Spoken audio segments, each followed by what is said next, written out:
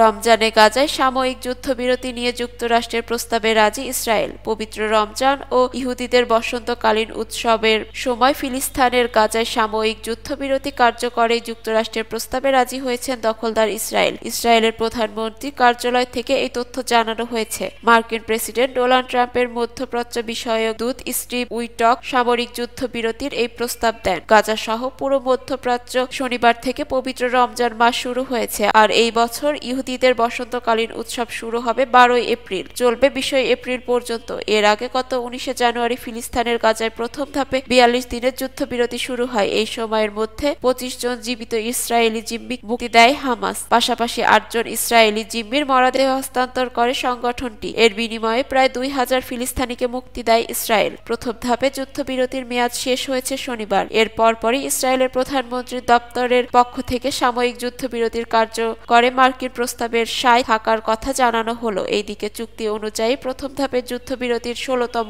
দিন থেকে দ্বিতীয় ধাপে যুদ্ধবিরতির আলোচনা শুরু হওয়ার কথা ছিল, তবে আলোচনার জন্য প্রতিনিধি দল পাঠাতে বিলম্ব করে ইসরায়েল। শেষ পর্যন্ত ইসরায়েলের গত বৃহস্পতিবার মিশরের কায়রোয় নিজেদের প্রতিনিধি দল পাঠায়। তবে জানা গেছে ইসরায়েলের দ্বিতীয় ধাপের যুদ্ধবিরতি নিয়ে আগ্রহী নন। প্রথম ধাপের যুদ্ধবিরতির মেয়াদ বাড়ানোর উদ্দেশ্যে আলোচনার জন্য কায়রো এসেছে ইসরায়েলের প্রতিনিধি দল। প্রথম ধাপে যুদ্ধবিরতির মেয়াদ বাড়ানো বিরোধিতা করেছে হামাস। তারা যুদ্ধবিরতি ও বন্দি বিনিময়ের মূল চুক্তি অনুযায়ী দ্বিতীয় ধাপ নিয়ে আলোচনা করতে চায়। ভিডিওটি ভালো লাগলে লাইক, কমেন্ট এন্ড শেয়ার দিয়ে আমাদের পাশে থাকবেন। ধন্যবাদ।